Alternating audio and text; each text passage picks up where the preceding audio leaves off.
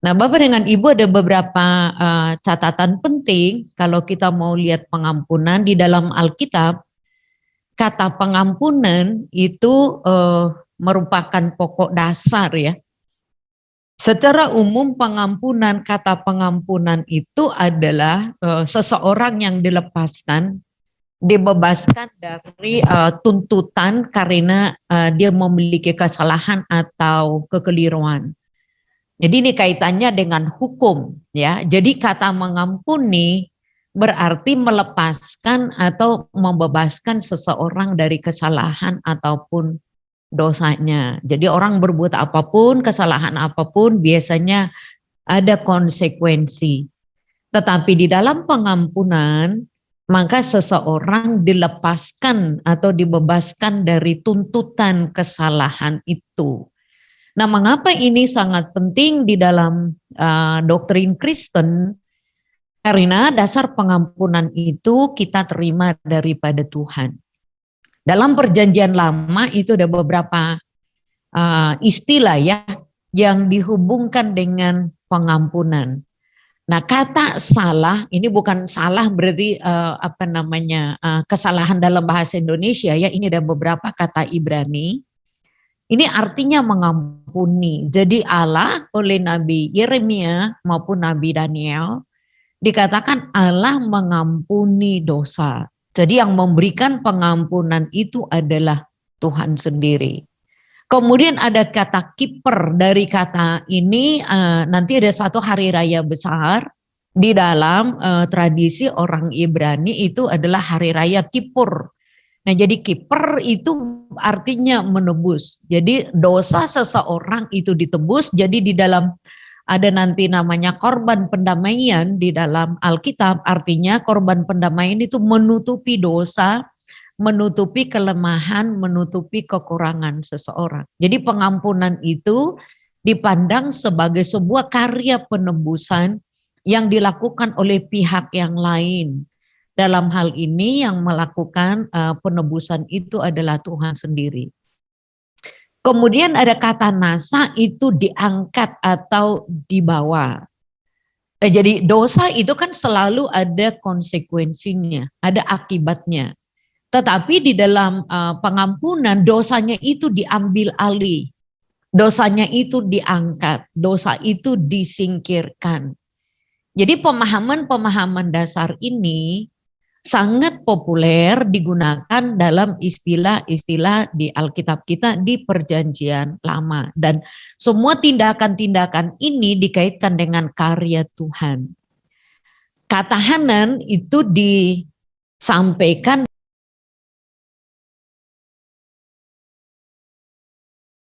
hati. Jadi dalam hal ini Allah ditampilkan sebagai pribadi yang memiliki kemurahan hati sehingga ia rela memberikan pengampunan. Nah, biasanya ini adalah umat Israel kalau umat itu hidup di dalam dosa. Jadi kata pengampunan ini artinya datang oleh karena belas kasihan Tuhan.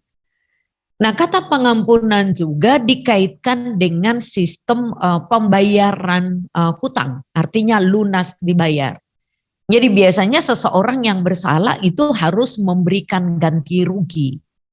Nah, dalam hal ini orang yang berdosa itu diambil alih oleh Tuhan atau dosanya dibayar lunas. Jadi sehingga dia boleh menjadi merdeka atau dia dilepaskan dari tuntutan, dari hukuman.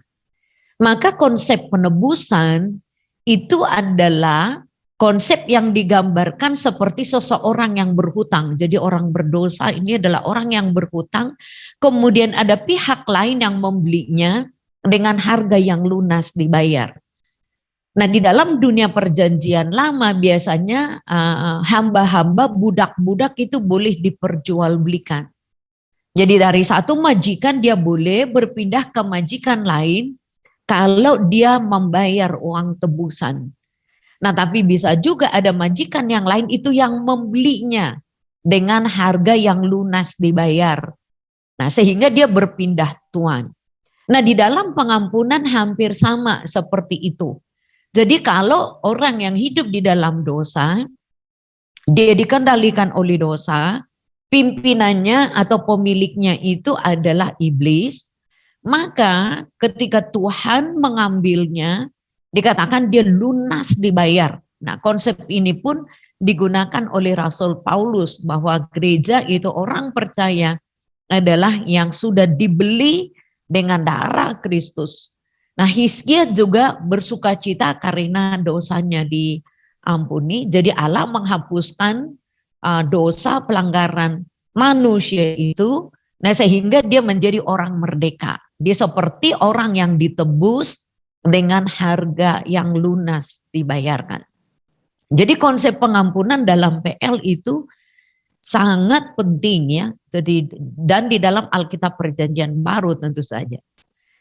Nah, sementara di dalam Alkitab Perjanjian Baru dikatakan bahwa pengampunan itu digunakan dengan kata haris. Haris itu artinya anugerah, pemberian. Jadi harizomai itu adalah orang yang memperoleh anugerah.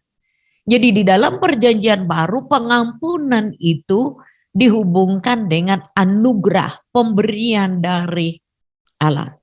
Atau kata yang digunakan itu adalah apesis. Apesis artinya membebaskan, menyelamatkan. Itu hampir sama tadi seperti seorang budak yang dijual di pasar budak, sekarang dia dibeli dengan harga yang lunas dibayar, maka dia lepas dari pasar budak itu. Nah, orang percaya juga demikian. Jadi ketika dia dilepaskan dari dosanya, dia menjadi miliknya Tuhan. Kata apolio juga artinya melepaskan, membebaskan. Nah, Rasul Paulus kepada jemaat di Roma jelas sekali dikatakan bahwa kurban Kristuslah pada waktu yang lalu di mana dosa itu menguasai manusia, tetapi Kristus yang berkorban sehingga dosanya itu diampuni, dia dilepaskan dari hukuman dosa. Jadi dosa masa lampau itu ditebus oleh darah Kristus. Jadi kalau demikian, konsep pengampunan kita miliki, kita punyai itu di dalam Tuhan. Jadi dasar dari pengampunan itu adalah karya Allah sendiri. Nah, sekarang kita akan lihat beberapa hal tentang pengampunan. Di dalam konsep pengampunan di Alkitab itu adalah tadinya orang berdosa itu putus hubungan dengan Tuhan. Setelah manusia yang pertama, Adam itu jatuh di dalam dosa, manusia menjadi musuhnya Allah, menjadi seterunya Allah, dan kemudian Tuhan itu memulihkan hubungan dengan Adam dan dengan Hawa. Ingat, ketika mereka itu menyembunyikan diri dari hadapan Allah, karena mereka ada hidup di dalam dosa, Tuhan bertanya, Adam di mana engkau? Dikatakan aku mau bersembunyi bla bla bla bla bla. Lalu Tuhan mengambil domba, kemudian darahnya ditumpahkan, kulitnya dijadikan pakaian. Jadi Tuhan memulihkan hubungan manusia dengan Allah. Jadi di dalam konsep pengampunan yang kita pahami adalah terjadinya pemulihan hubungan yang rusak antara Tuhan dengan manusia akibat dosa, tetapi yang diharapkan juga bagi orang percaya bahwa pemulihan hubungan yang rusak, yang putus itu harus terjadi rekonsiliasi. Jadi sebagai konselor Kristen, kalau kita tidak pulih dengan diri kita, bagaimana kita bisa pulih dengan orang atau memulihkan orang lain? Maka konsep pengampunan ini sangat penting kita pahami sebagai seorang konselor. Nah, Ibu Bapak sekalian, mengampuni itu atau kita memperoleh pengampunan itu perlu juga syarat-syarat. Misalnya, ada penyesalan bahwa dia adalah orang berdosa. Jadi kalau dia tidak menyadari dia berdosa, tidak ada penyesalan, ya pengampunan tidak akan terjadi. Nah, demikian juga kita mesti meresponinya di dalam pertobatan. Jadi orang yang mengaku dosanya, datang kepada Tuhan, maka Tuhan memberikan pengampunan. Simbol-simbol yang dilakukan khususnya di dalam perjanjian lama itu adalah melalui sistem kurban, persembahan. Maka ada persembahan korban pendamaian, nah itu menjadi simbol, menjadi tata cara yang dilakukan oleh umat Allah agar pengampunan dan rekonsiliasi itu terjadi. Jadi pengampunan ini pasti membawa pendamaian. Jadi di dalam pengampunan tadi itu ada korban dan tujuannya adalah pengampunan ini adalah pendamaian. Jadi konsep dasar pengampunan itu adalah di dalam Tuhan sendiri. Pengampunan ini membawa pemulihan kepada hubungan yang sudah rusak, hubungan yang putus. Di dalam pengampunan itu perlu seseorang menyesal, sadar akan dosanya, mau bertobat dan mempersembahkan hidup untuk Tuhan. Maka di dalam pengampunan itu ada pendamaian. Isu pendamaian, rekonsiliasi menjadi isu yang sangat penting bagi kita di hari-hari ini. Pendamaian antara suami dengan istri, orang tua dengan anak, anak dengan orang tua, dengan mertua, dengan rekan, dengan teman sepelayanan. Maka konsep pengampunan ini menjadi sangat urgen, menjadi sangat penting di dalam hidup orang percaya juga. Oh, jadi kalau kita katakan, itu kan udah dikatakan oleh Alkitab zaman dahulu. Ya, tetapi bagi kita sekarang pun konsep pengampunan ini menjadi sebuah kebutuhan yang sangat vital. Dan pendamaian, tugas kita sebagai konselor juga adalah membawa pendamaian kepada konseli kita. Tetapi kalau kita sendiri tidak dipulihkan, tidak didamaikan, bagaimana kita bisa menuntun konseli kita untuk hidup di dalam pendamaian. Nah, karena itu pengampunan adalah karya Tuhan dan kita perlu memberikan respons yang baik terhadap karya Allah itu. Nah, Ibu Bapak sekalian, di dalam Injil ini ada beberapa perumpamaan tentang pengampunan. Nah, Yesus memberikan perumpamaan tentang domba yang hilang. Jadi domba yang hilang yang terpisah dari kawanan domba, terpisah juga dari sang gembala. Nah, tetapi kalau kita lihat di dalam Gembala Agung, nah betapa pentingnya si domba yang hilang ini harus dicari.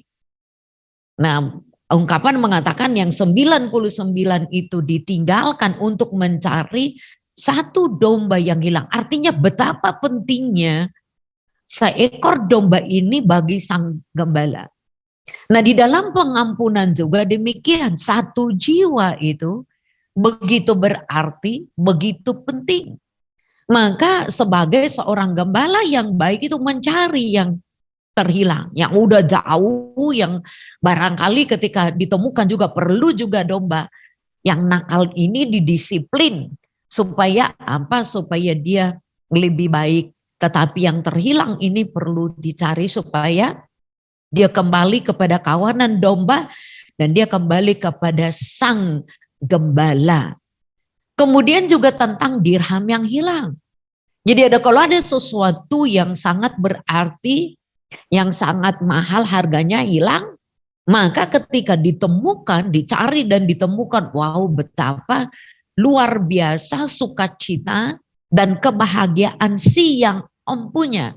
Barangkali perlu dibuat selebrasi, ada pesta untuk merayakan, oh dirham yang hilang ini sudah ditemukan kembali. Nah, Ibu Bapak, di dalam perumpamaan tentang anak yang terhilang juga gitu ya. Di dalam Injil Lukas itu jelas dikisahkan bahwa anak yang sulung bersama dengan ayah boleh bekerja bersama-sama, tapi anak yang bungsu pergi meninggalkan ayah, meninggalkan keluarganya, hidup dengan poya-poya sampai hidupnya itu menjadi rusak. Nah, tetapi dikatakan di rumah ayahku ada makanan dan minuman, untuk apa saya di sini hidup di dalam penderitaan? Alangkah lebih baiknya aku kembali pulang ke rumah Bapa. Nah, Bapak Ibu yang dikasihi oleh Tuhan, tentu saja kita tahu bagaimana sang ayah ketika melihat anak yang kembali itu, dia menerimanya dengan tangan terbuka. Bahkan apa yang dilakukan oleh sang ayah, dia katakan siapkan baju terindah, siapkan pesta, siapkan penyambutan untuk anak yang terhilang. Nah, walaupun kakaknya barangkali marah juga ya, jadi kakaknya pun perlu dirawat, adiknya pun perlu dirawat. Supaya apa terjadi pendamaian bapak dengan anak, juga tentu saja dengan anak yang tua ya, yang dikisahkan oleh Alkitab. Dikatakan tiap hari engkau bersama dengan aku, milikku adalah milikmu. Tiap hari engkau bisa merayakan apa yang menjadi milikku. Oh, ternyata walaupun dia adalah orang yang tinggal dengan ayahnya, ternyata dia sendiri tidak bisa menikmati sukacita dengan Bapa. Artinya dia pun adalah orang yang perlu rekonsiliasi.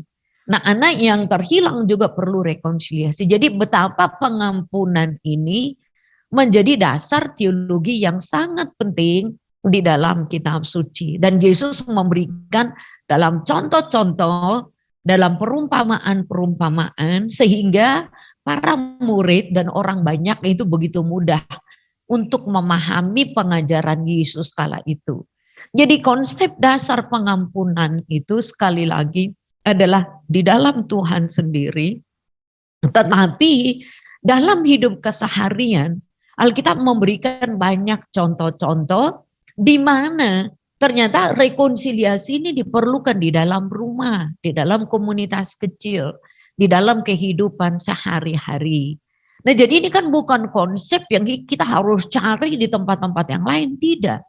Ada dekat dengan kita, tetapi belum tentu ada di dalam pengampunan ternyata.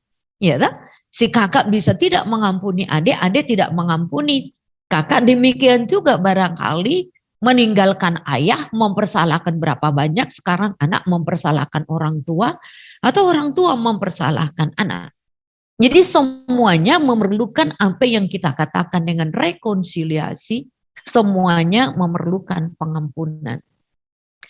Kalau begitu Bapak Ibu, apa yang kita perlu tahu di dalam pengampunan? Bagaimana pengampunan ini bisa terjadi?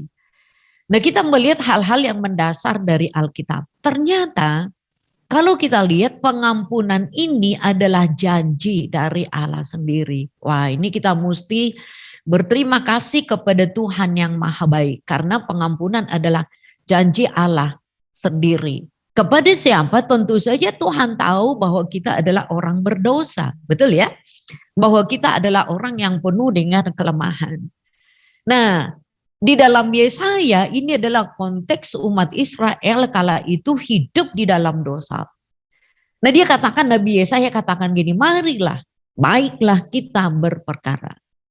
Firman Tuhan, sekalipun dosamu merah seperti kirmisi, akan menjadi putih seperti salju.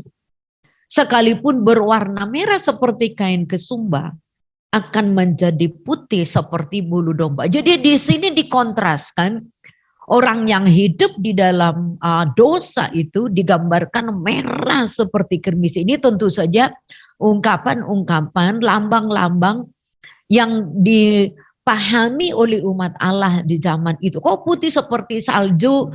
Ya, jadi ini dua hal dikontraskan ya, hidup di dalam dosa itu betapa luar biasa menderitanya.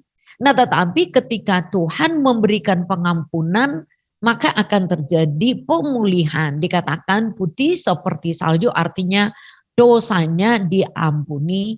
Nah, demikian juga dikatakan kalau merah seperti kain kesumba, ini merah warna zaman dahulu itu kan tidak sebanyak warna kita sekarang. Dikatakan akan putih seperti bulu domba.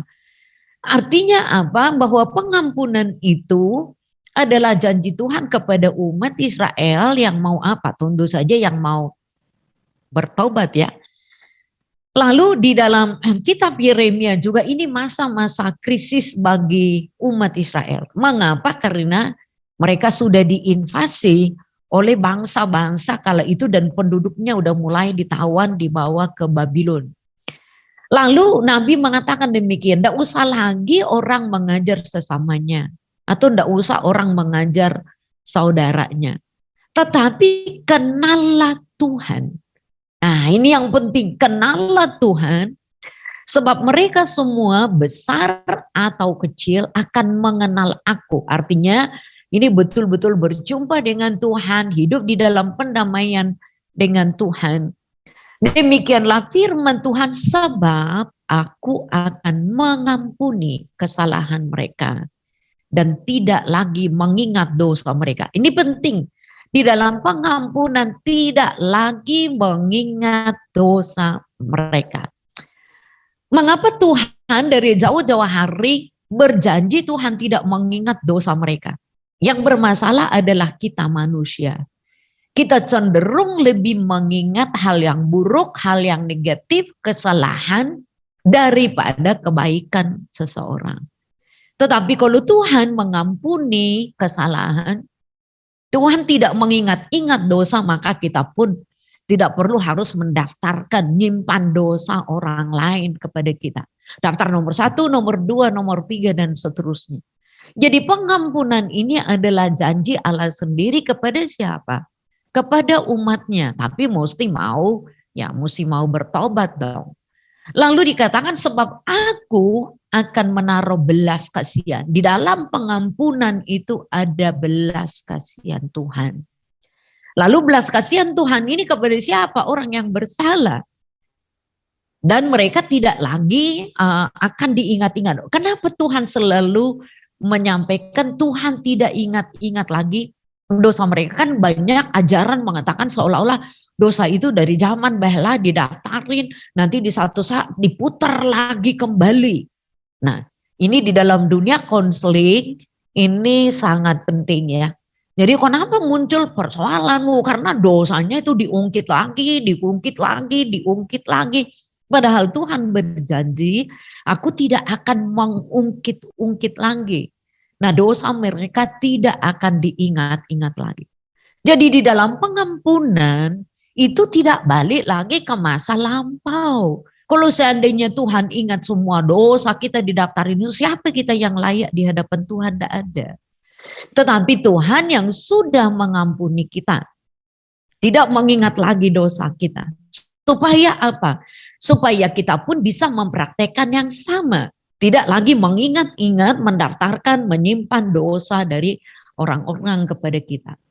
Nah, hal yang kedua Bapak Ibu, apa yang kita perlu tahu di dalam pengampunan, di dalam perjanjian lama itu sangat kuat sekali. Tidak ada pengampunan tanpa penumpahan darah. Artinya bahwa pengampunan ini ternyata mahal harganya. Nah, kenapa harus ada penumpahan darah? Nah, coba di dalam kitab Imamat, di kitab Imamat ini diatur berbagai hal yang terkait dengan upacara keagamaan dan hidup sehari-hari. Nah, di dalam korban pendamaian, seseorang yang datang kepada imam biasanya dia akan bawa korban untuk imam nanti mempersembahkan.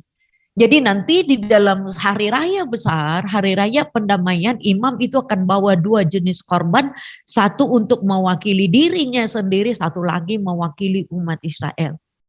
Karena nyawa makhluk ada di dalam darahnya, aku telah memberikan darah itu kepadamu di atas mezbah untuk mengadakan pendamaian bagi nyawamu, karena darah mengadakan pendamaian dengan perantaraan nyawa. Jadi seseorang yang berdosa akan membawa domba kepada imam. Ingat, domba itu nanti darahnya dicurahkan, domba itu perwakilan dari kita. Jadi kalau kita hidup di zaman ini, karena Ida ini berdosa, saya datang kepada imam, imam aku mau ada rekonsiliasi, ada mau hidup saya mau didamaikan, saya akan bawa ke hadapan imam, lalu imam nanti akan memotong korban itu, darahnya dicurahkan, dan di dalam darah itu nyawa dari domba itu perwakilan dari saya. Nah, artinya pengampunan itu mahal sekali. Karena apa? Karena pengampunan itu urusannya nyawa. Jadi kalau di dalam korban binatang itu menjadi simbol dari pendamaian, maka domba yang dulu dilakukan oleh umat Israel, nah itu dikerjakan oleh Kristus. Coba di dalam kitab Ibrani dikatakan begini, dan ia, Kristus, telah masuk satu kali untuk selama-lamanya ke dalam tempat yang kudus, bukan dengan membawa darah domba jantan atau darah anak lembu, tetapi dengan membawa darahnya, darah Kristus sendiri. Dan dengan itu dia telah mendapat kelepasan yang kekal. Jadi korban di dalam perjanjian lama ketika seseorang membawa domba kepada imam, itu lambang dari atau gambaran dari korban yang sesungguhnya.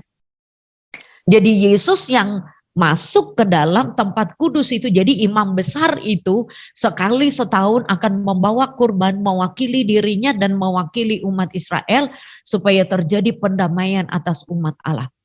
Nah sekarang di dalam kitab Ibrani dikatakan bahwa Kristus tidak membawa darah domba jantan karena tidak bisa memberikan pengampunan. Kristus tidak membawa darah anak lembu, tidak bisa. Tetapi dia mempersembahkan darahnya sendiri. Bagi siapa? Bapak Ibu dengan saya. Dengan demikian dikatakan maka pengampunan yang sejati itu terjadi. Jadi pengampunan ini tidak bisa tanpa darah. Ini waduh mahal sekali harganya. Maka kalau kita sudah diampuni oleh Kristus, kita tidak boleh menyia-nyiakannya. Karena sangat mahal. Tetapi kalau kita sudah diampuni, tapi kita tidak mau mengampuni orang lain, berarti kita adalah orang-orang yang egois. Sangat egois. Kita diampuni oke, tapi ketika ada orang yang lain bersalah kepada kita, kita tidak mau mengampuni. Yesus sudah memberikan contoh, memberikan teladan. Dan pengampunan yang sejati itu kita jumpai di dalam Kristus sendiri. Ya, jadi pengampunan itu tidak mungkin terjadi tanpa darah. Dan kita memperolehnya di dalam darah Kristus. Nah ini keuntungan besar bagi kita ya. Oke. Baik. Nah, sekarang kita lihat, oh pengampunan ini selain darah Kristus, oh ternyata pengampunan ini adalah karunia Allah. Ingat tadi kata haris, pemberian dari Tuhan sendiri. Jadi kalau kita mau jadi sombong, jadi arogan, wah kita agak jauh dari apa yang disampaikan oleh Tuhan ya. Nah jadi dalam Daniel katakan demikian, pada Tuhan Allah kami ada kesayangan dan keampunan walaupun kami telah memberontak terhadap dia. Jadi Nabi Daniel tahu bahwa pada dasarnya manusia itu adalah manusia yang berdosa, manusia yang berontak kepada Tuhan, tetapi di Tuhan, pada Tuhan Allah kami itu ada keampunan, ada kasih sayang. Jadi pengampunan itu adalah karena kasih karunia Allah. Dan saudara sekalian, Nabi Mika juga berkata demikian. Mengapa orang ini berkata begitu yang menghujat Allah? Siapa yang dapat mengampuni dosa selain daripada Allah sendiri? Jadi kasih karunia Allah lah yang memberikan pengampunan. Kalau bukan karena kasih karunia Allah, sehebat apapun korban-korban yang kita bawa, itu tidak akan cukup untuk menutupi dosa kita. Nah, Ibu Bapak sekalian, pengampunan itu juga karena kasih setianya Tuhan. Nah, orang Israel kan di Nehemia mengatakan ini Nehemia ini kan melayani setelah mereka pulang dari Babylon. Dia tahu bahwa umat Allah ini cenderung menjadi egois, menang sendiri, cari untung sendiri. Dia katakan mereka menolak untuk patuh. Tidak mengingat perbuatan-perbuatan ajaib yang telah engkau buat di antara mereka. Jadi orang Israel cenderung lupa dengan perbuatan Allah. Mereka bersih tegang leher malah berkeras kepala. untuk kembali ke perbudakan di Mesir. Tetapi Engkaulah Allah yang sudi mengampuni, yang pengasih dan penyayang, yang panjang sabar, yang berlimpah kasih setianya. Engkau tidak meninggalkan mereka. Jadi Nehemia juga tahu ketika mereka ini dituntun oleh Tuhan, diberikan berkat oleh Tuhan, tapi cenderung lupa. Mereka sudah dibuang di Babylon. Ketika udah kembali ke negeri perjanjian, ternyata juga cepat lupa. Dia memperbudak sesamanya lagi. Maka Nehemia mengatakan, Engkaulah Allah yang mengampuni umat ini. Engkau adalah Allah yang maha pengasih, Allah yang maha penyayang, yang panjang sabar, berlimpah kasih setianya. Kenapa ini yang ditonjolkan? Supaya orang percaya, supaya kita bisa belajar bahwa kecenderungan manusia itu adalah daging, adanya keinginannya untuk berontak, keinginannya untuk berdosa. Tetapi Tuhan di dalam kasih sayangnya memberikan pengampunan. Inilah yang dikatakan oleh pemazmur, sebab Engkau ya Tuhan baik dan suka mengampuni dan berlimpah kasih setia bagi semua orang yang berseru kepadamu. Nah, ini kan pengalaman-pengalaman perjumpaan antara umat dengan Tuhan. Betapa pengampunan itu mereka terima oleh karena kasih setia Tuhan.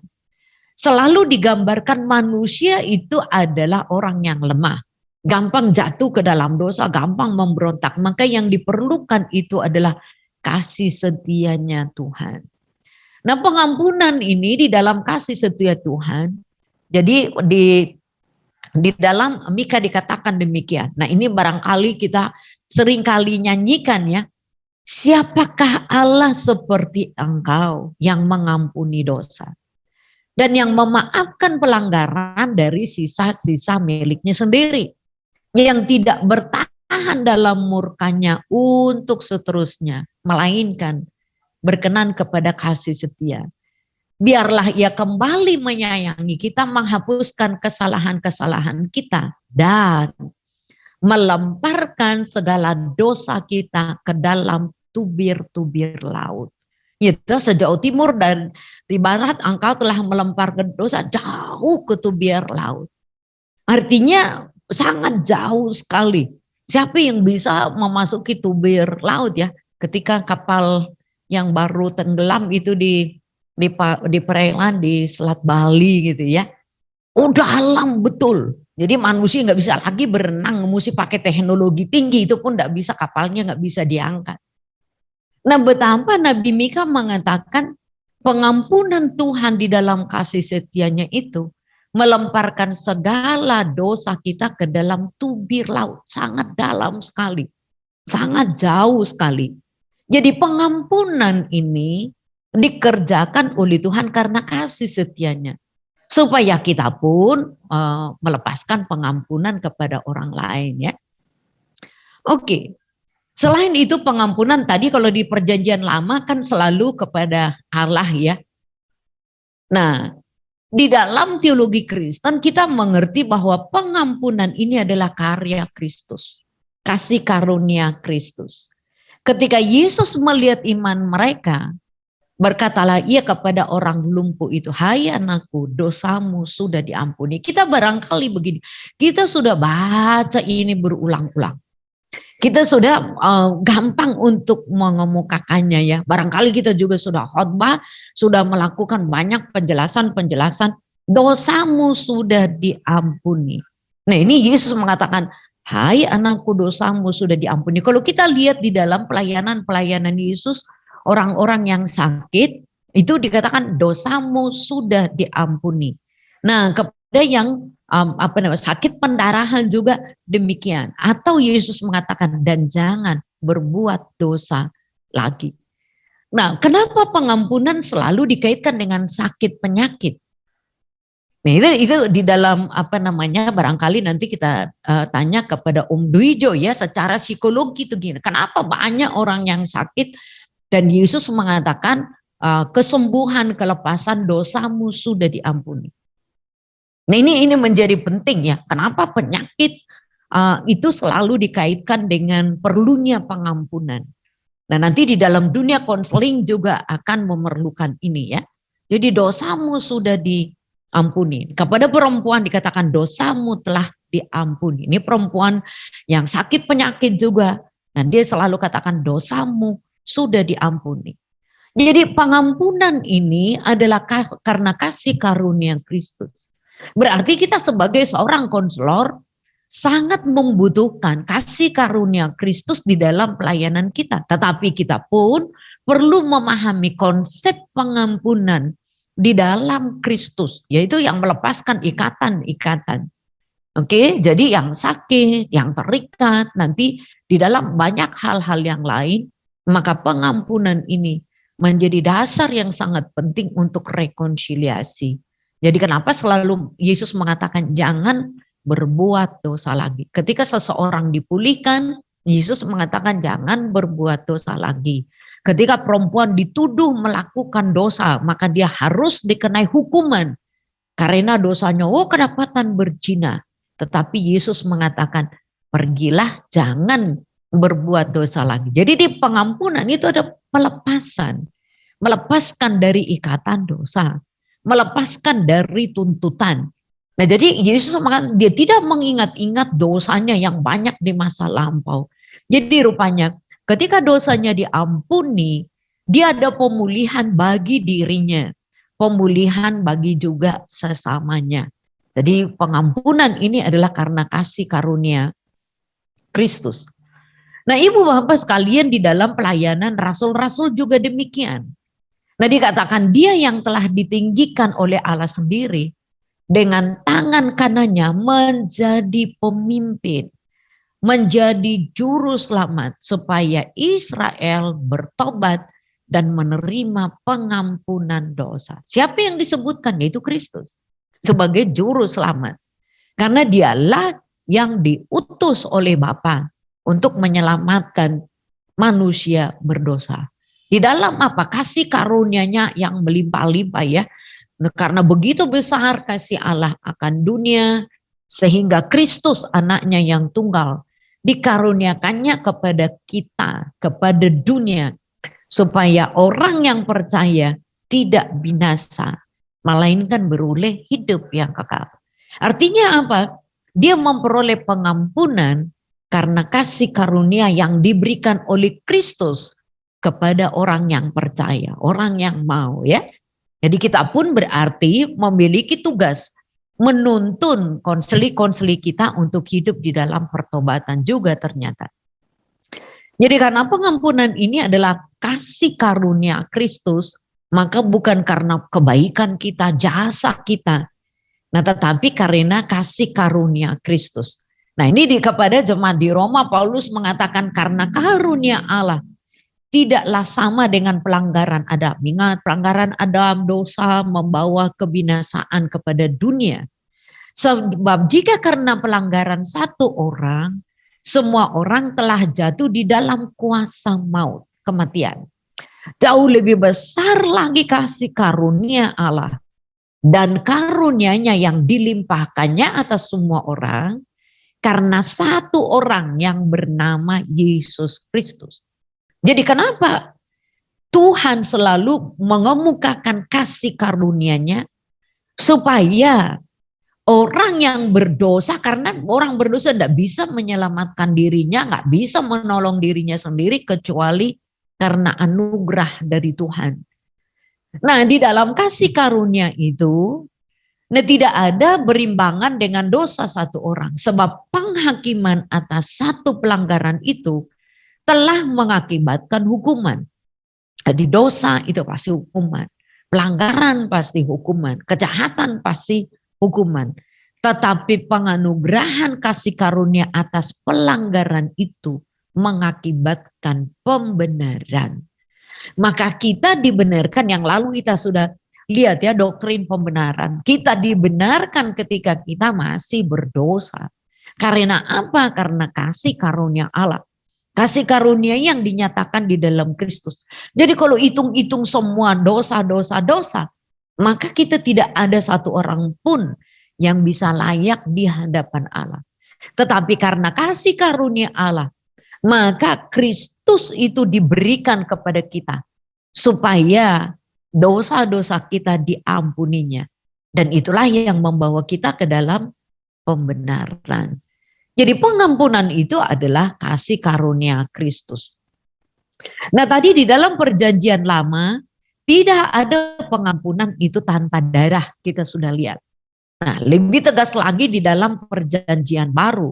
Nah darah itu darah siapa?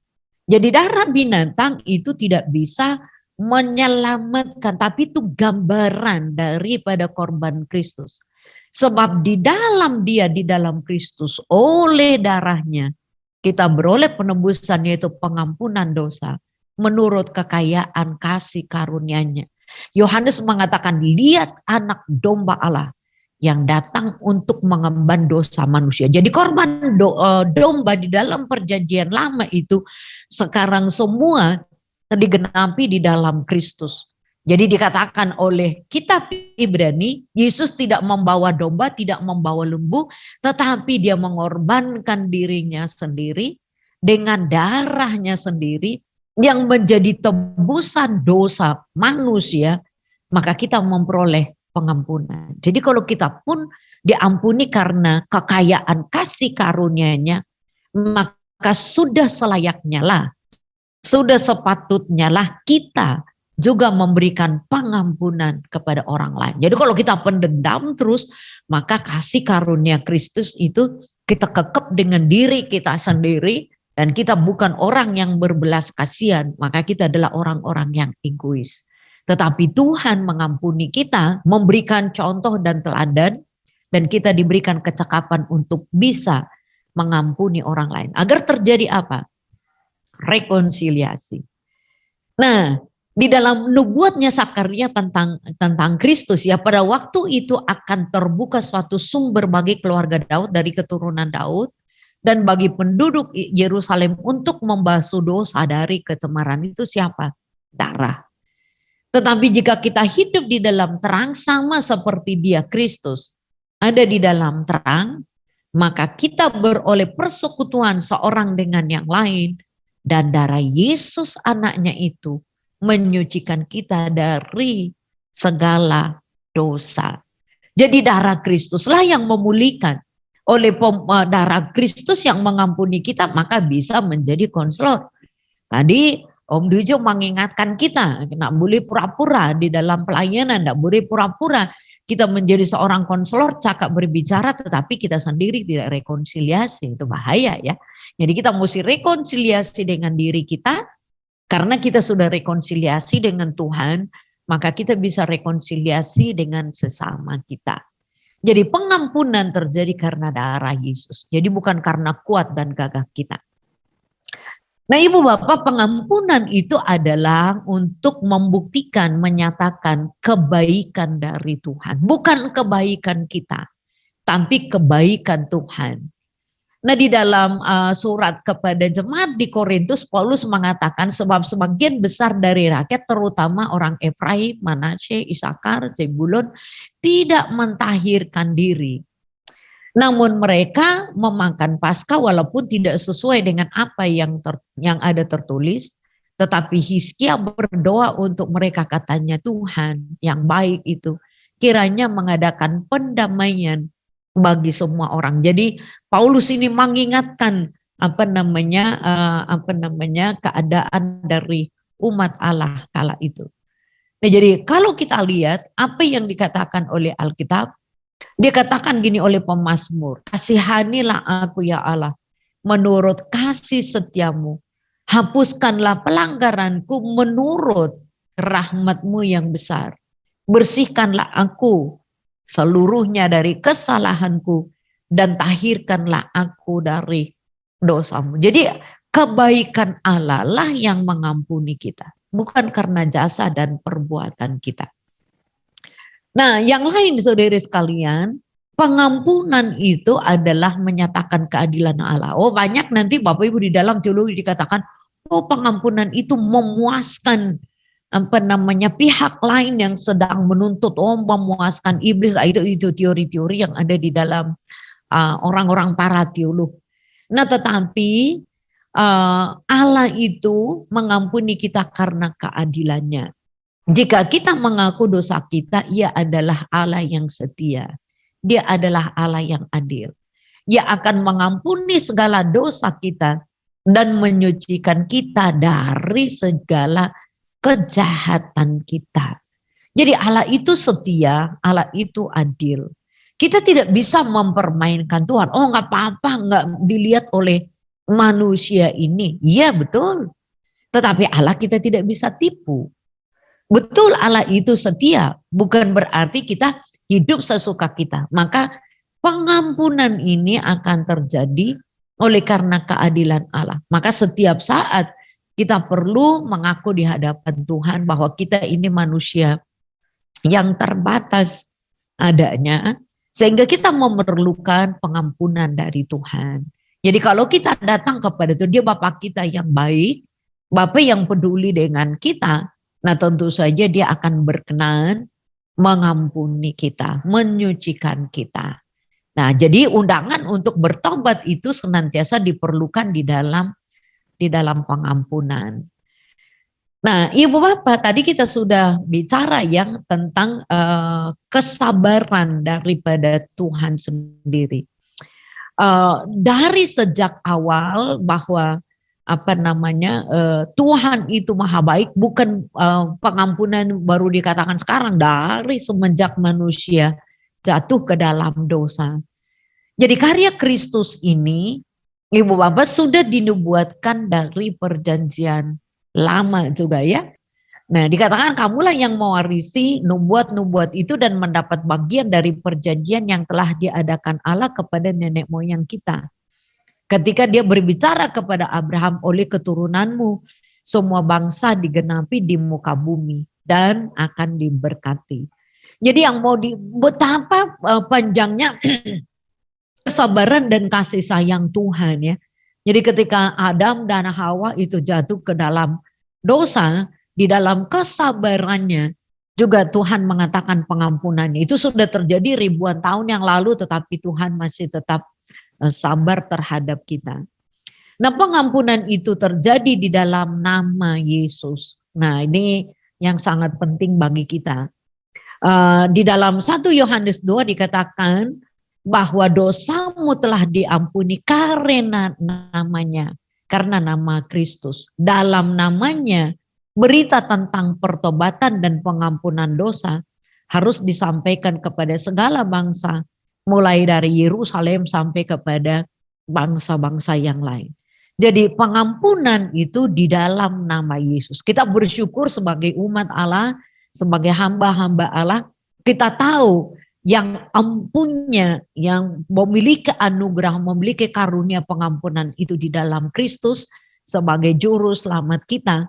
Maka kita sepatutnya berbangga ya, karena di dalam namanya kita memperoleh pengampunan. Apa yang diperlukan di dalam pengampunan? Tentu saja kita harus bertobat. Kerendahan hati untuk mengatakan bahwa kita adalah orang berdosa. Nah saudara sekalian, Daud sebagai orang besar yang dipilih oleh Tuhan. Tetapi Daud pun adalah manusia biasa.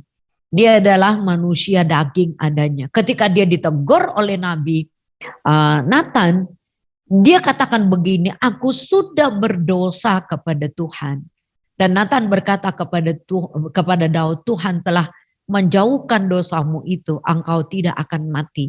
Jadi ketika dia dikritik oleh Nabi Nathan, nah Daud tidak menjadi sombong, arogan, oh saya pemimpin, saya raja. Nah, tapi ketika dia dikritik akan dosanya, dia katakan aku sudah berdosa kepada Tuhan. Artinya dia mau datang, mau bertobat ya. Nah, kadang-kadang kalau kita konselor bisa ditegur apa enggak ya? Kita masih bisa dikatakan oh Anda misalnya ada kelemahan dan kekurangan apa enggak ya. Nah, tapi Daud memberikan contoh dalam posisi, dalam kedudukannya. Ketika dia bersalah ditegur oleh Nabi Nathan, dia katakan aku sudah berdosa di hadapan Tuhan. Hal yang senada dikatakan dosaku aku beritahukan kepadamu dan kesalahanku tidaklah kusembunyikan. Aku berkata, aku akan mengaku kepada Tuhan pelanggaran-pelanggaranku. Dan engkau mengampuni kesalahan karena dosaku. Jadi pemazmur juga menyadari bahwa dia adalah orang yang berdosa, maka dia datang kepada Tuhan untuk memohon pengampunan. Tadi kita sudah, jika kita mengaku dosa kita, maka ia adalah setia dan adil. Jadi yang diperlukan adalah respon kita ketika kita berdosa, sehingga pengampunan dari Tuhan itu menjadi milik kita. Jadi pengampunan itu terus menerus kita mesti suarakan, dan pertobatan itu kan harus terus menerus. Jadi harus dihidupi ya. Jadi sebagai manusia yang bisa jatuh ke dalam dosa, maka kita perlu pengampunan Tuhan, dan respon kita adalah datang untuk bertobat begitu ya. Nah, Ibu Bapak sekalian, Rasul Petrus itu mengingatkan jemaat kala itu, bertobatlah, hendaklah kamu masing-masing memberi dirimu dibaptis dalam nama Yesus. Karena di dalam nama Yesus bahwa pengampunan dosamu itu akan terjadi, maka kamu menerima karunia Roh Kudus. Kita diampuni oleh Tuhan dari mana? Dari pelanggaran-pelanggaran kita diampuni. Dia menjauhkan pelanggaran kita seperti timur dengan barat begitu ya. Dia menjauhkannya, membuang ke tubir laut. Semua kelemahan.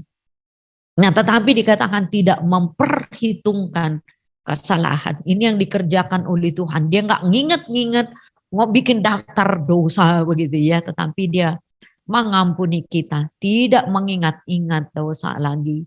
Nah, ini di dalam pengampunan yang dikerjakan oleh Kristus. Jadi kalau Tuhan sendiri tidak mengingat dosa kita, pelanggaran kita, kesalahan kita, maka kita pun melakukan hal yang sama dengan sesama kita. Apa yang kita mesti lakukan? Yesus di dalam doanya, dia mengajarkan doa yang sangat manis. Ampunilah kami akan kesalahan kami, seperti kami juga mengampuni orang yang bersalah kepada kami. Kenapa ini menjadi doa dari Yesus? Yesus memberikan contoh, memberikan teladan, bahkan berdoa. Yesus berdoa supaya murid-murid itu bisa melihat. Kalau Bapa mengampuni, maka dikatakan seperti kami juga mengampuni orang yang bersalah kepada kami. Jadi dikatakan sabarlah kamu seorang terhadap yang lain, ampunilah seorang akan yang lain apabila yang seorang menaruh dendam terhadap yang lain, sama seperti Tuhan telah mengampuni kamu, kamu perbuat juga lah demikian. Jadi role modelnya itu siapa? Tuhan sendiri. Jadi semua dasar pengampunan kita peroleh di dalam kitab suci. Kita memperoleh di dalam siapa? Di dalam Yesus. Kita adalah orang yang diampuni supaya kita juga mengampuni orang lain. Nah, sekarang kita boleh berdiskusi. Kurang lebih begitu ya Bapak dengan Ibu.